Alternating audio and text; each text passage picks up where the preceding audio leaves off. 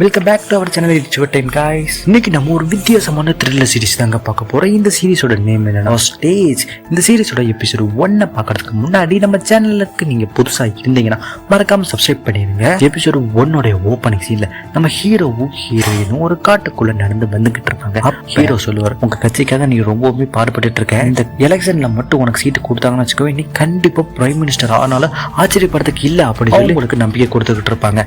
அப்ப ஹீரோயின் கட்சிக்கு சீட்டு நல்லா தான் இருக்கும், ஒருவேளை நான் பிரைம் மினிஸ்டரே ஆனாலும் நம்ம குடும்பத்தை என்னைக்குமே நான் விட்டு கொடுத்துட மாட்டேன் அப்படின்னு சொல்லி அவங்க பேசிக்கிட்டு இருப்பாங்க. கட் பண்ணா அடுத்த சீன்லயே நம்ம ஹீரோ இங்கிலாந்து நாட்டுடைய பிரைம் மினிஸ்டரா நம்ம ஹீரோயின் ஆயிடுவாங்க. அப்புறம் 8 மாசம் கழிச்சு அவங்க பார்லிமெண்ட்டுக்கு போகும். எதிர்கட்சி தலைவர் ஹீரோயினை வந்து லெப்ட் ரைட் வாங்கிட்டு இருப்பாரு. அதாவது இங்க கட்சிக்கு வந்ததுல இருந்து இன்னைக்கு வரைக்கும் சுகாதாரத்துல எந்த ஒரு மேம்பாடுமே இல்லை. ஆல்ரெடி நம்ம நாடு சுகாதாரத்துல ரொம்பவே மோசமான நிலைமையில இருக்கு. இருந்தாலும் அதுக்காக நீங்க எந்த ஒரு விஷயமே இது வரைக்கும் பண்ணவே கிடையாது அப்படின்னு அவர் வந்து பேசிக்கிட்டே இருப்பாரு. பேசிட்டு இருக்கும்போது அங்க நம்ம ஹீரோ வந்து என்ன பண்ணுவாரு, பழங்குடியின மக்களுக்கு போய் ஃப்ரீலான்ஸா ட்ரீட்மெண்ட் பண்ணிக்கிட்டே இருப்பாரு. அப்பதான் தெரியும் நம்ம ஹீரோ வந்து ஒரு டாக்டர்னு. இவரு பேசி முடிச்சதுக்கு அப்புறம் நம்ம ஹீரோயின் பேச வருவாங்க. பேசும்போது நீங்க தான் முன்னாடி ஆட்சியில இருந்தீங்க, நீங்க ஆட்சியில இருக்கும்போது இந்த நாட்டோடைய சுகாதாரத்துக்காக எதுவுமே பண்ணல, இந்த சுகாதாரத்துக்காக ஒதுக்குன நிதியில இருந்து எல்லாமே ஊழல் தான் பண்ணிருக்கீங்க அப்படின்னு நம்ம ஹீரோயின் பேசிக்கிட்டு இருப்பாங்க. பேசி முடிச்சதுக்கு அப்புறம் இவங்க பிரைம் மினிஸ்டர் ரூமுக்கு வந்துருவாங்க. வந்தவொடனே அவருடைய பி என்ன சொல்லுவாருன்னா, பிரான்ஸ் நாட்டுடைய பிரசிடென்ட் உங்களை பாக்குறதுக்காக வந்திருக்காங்க அப்படின்னு சொல்லுவாங்க. அவங்க எதுக்காக இவங்களை பார்க்க வராங்கன்னா, இவங்க வந்து சோசியல் மீடியால ஒன்னு சொல்லியிருப்பாங்க. அதாவது பிரான்ஸ் நாட்டுக்கிட்ட இவங்க வந்து உதவி கேட்டிருப்பாங்க, தன்னோட நாட்டு மக்களுடைய சுகாதாரத்தை பாதுகாக்கணுங்கிறதுக்காக அவங்க கிட்ட உதவி கேட்டிருப்பாங்க. அப்ப அவங்க வந்து எங்க நாட்டுடைய சோல்ஜர்ஸ் எல்லாருமே உங்க நாட்டுடைய எல்லை பகுதியில வந்து நிற்பாங்க, அதுக்கு நீங்க அனுமதி கொடுத்தா மட்டும்தான் இது சாத்தியம் அப்படின்னு சொல்லியிருப்பாங்க. அதுக்கு நம்ம ஹீரோயின் வந்து அதெல்லாம் முடியவே முடியாது அப்படின்னு சொல்லி அதை நிராகரிச்சிருவாங்க. நிராகரிச்சது மட்டும் இல்லாம அங்க நடக்கக்கூடிய ஒரு முக்கியமான விஷயத்தை பத்தி சொல்லிடுவாங்க. அதான் பிரான்ஸ் நாட்டில் வந்து பிரசிடென்ட் வந்து தீவிரவாதிகளில் வந்து அங்கே தூண்டி விட்டுக்கிட்டு இருப்பாங்க. அவங்க மூலியமாக தான் அவங்க ஆட்சியை நடந்துக்கிட்டு இருப்பாங்க. அதை வந்து இவங்க சொல்லிடுவாங்க. சொன்னதுனால பிரச்சனை ஆயிரும். அதனால் அந்த இதுவெல்லாம் ஒன்றுமே இல்லை, எல்லாமே போலியான விஷயந்தான் அப்படின்னு சொல்ல வைக்கிறதுக்காக பிரான்ஸ் நாட்டு பிரசிடென்ட் வந்து இவங்களை பார்க்கறதுக்காக இங்கே வந்துடுவாங்க. இவங்களும் வெல்கம் பண்ணிடுவாங்க. வெல்கம் பண்ணி உள்ளே வந்து பேச ஆரம்பிப்பாங்க.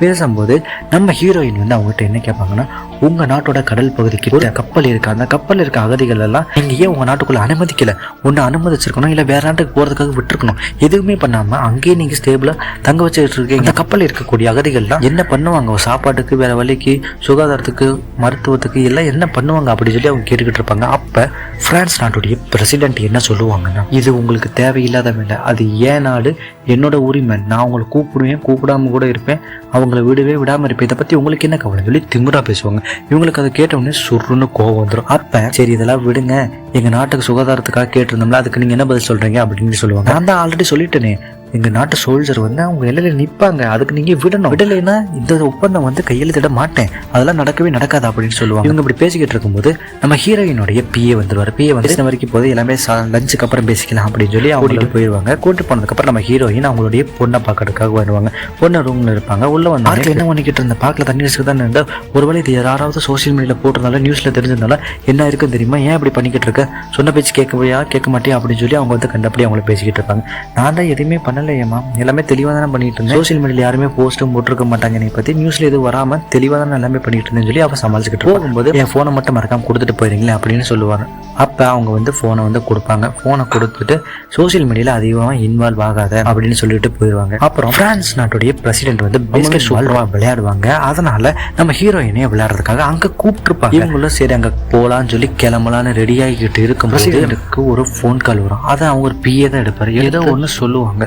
அப்படி ஒரு பதட்டத்துல வேமா வந்து அவங்க கிட்ட சொல்லுவாரு, கணவர் போன வாகனம் வந்து பிரான்ஸ் நாட்டில் ஒரு இடத்துல இருக்கு, நாங்க வந்து அவரை யாரோ கிட்னாப் பண்ணிட்டாங்க அப்படிங்கிற சந்தேகத்துல இருக்கோம் அப்படின்னு சொல்லுவாங்க. இது எப்ப நடந்திருக்குன்னா, அவங்க பார்லிமெண்ட்ல பேசிக்கிட்டு இருக்கும்போது அங்க ஒரு பழங்குடியினர் மக்களுக்கு எல்லாத்துக்குமே வந்து ட்ரீட்மெண்ட் பண்றதுக்காக போயிருந்தார்ல, அப்பயே அவங்கள ஃபாலோ பண்ணிட்டு வந்திருப்பாங்க. அதாவது பிரான்ஸ் நாட்டோட பிரசிடென்ட் தான் இது எல்லாத்தையும் பிளான் பண்ணியிருப்பாங்க. பிளான் பண்ணி அங்கே போய் இந்த மாதிரி ஒரு வருவார், அவர் வந்து கிட்னாப் பண்ணியிருக்கேன்னு இவங்க தான் சொல்லிட்டு அங்கேருந்து வந்திருப்பாங்க. அதே மாதிரி அவங்க அந்த டயத்தில் அவங்கள கிட்னாப் பண்ணியிருப்பாங்க.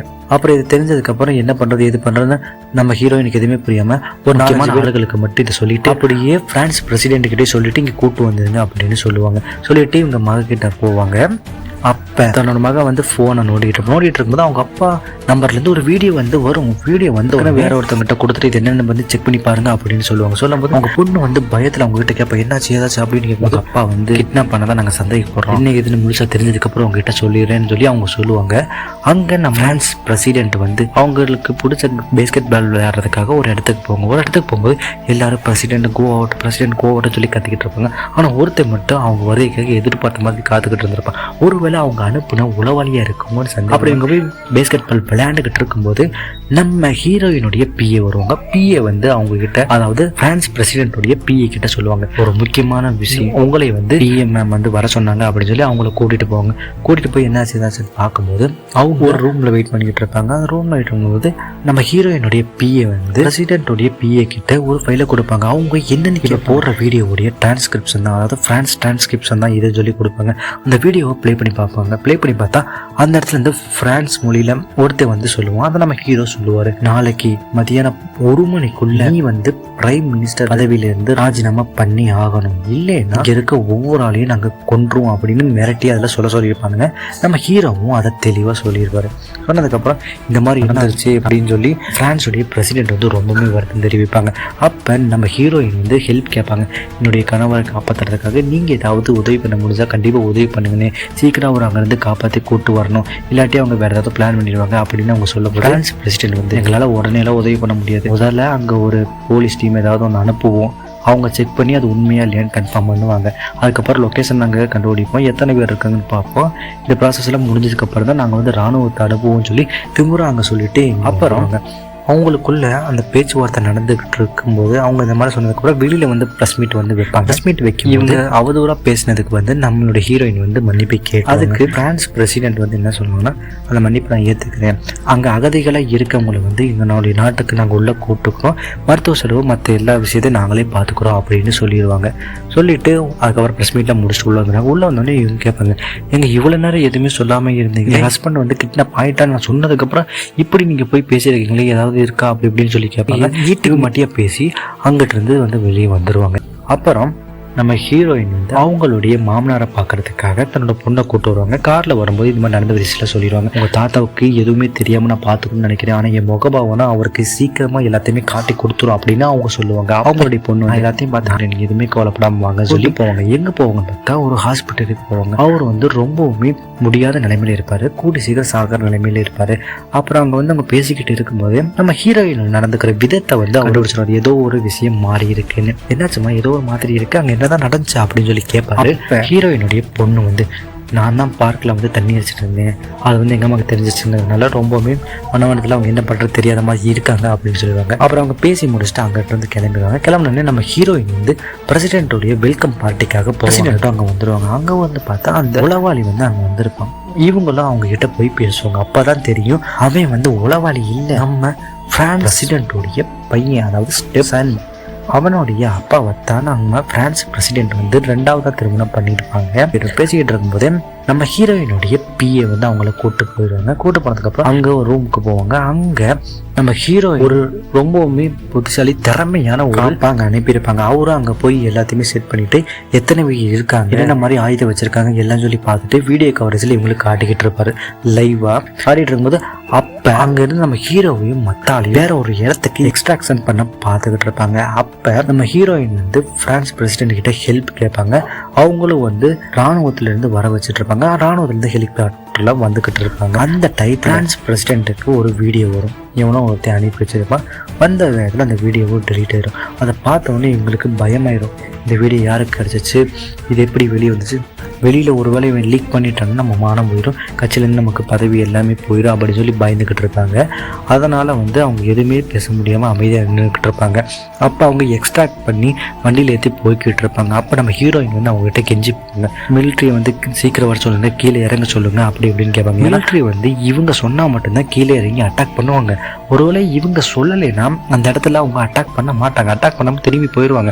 இவங்களுக்கும் அந்த வீடியோ வந்ததுனால என்ன பண்ணுறது ஒன்றுமே புரியாமல் மிஷன் அபார்ட் அப்படின்னு சொல்லிட்டு கிளம்பிடுவாங்க. இவங்களுக்கு ஒன்றுமே புரியாது, அவங்க பிஏ வந்து இவங்க சொன்ன மாதிரி மிஷன் அபார்ட்னு சொல்லிடுவாங்க. அவங்க ஹெலிகாப்டர் வந்து சோல்ஜர்ஸ் எல்லாமே மிஷன் அபார்ட்டுங்கிறத தெரிஞ்சுக்கிட்டு அங்கிருந்து அப்படியே திரும்பி போயிடுவாங்க.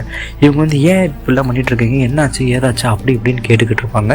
இவங்க எதுவுமே சொல்லாமல் அங்கேருந்து வெளியில வந்துருவாங்க. இதோட இந்த எபிசோட் முடியுது. வீடியோ பிடிச்சா லைக் பண்ணுங்க, மறக்காம சப்ஸ்கிரைப் பண்ணிடுங்க.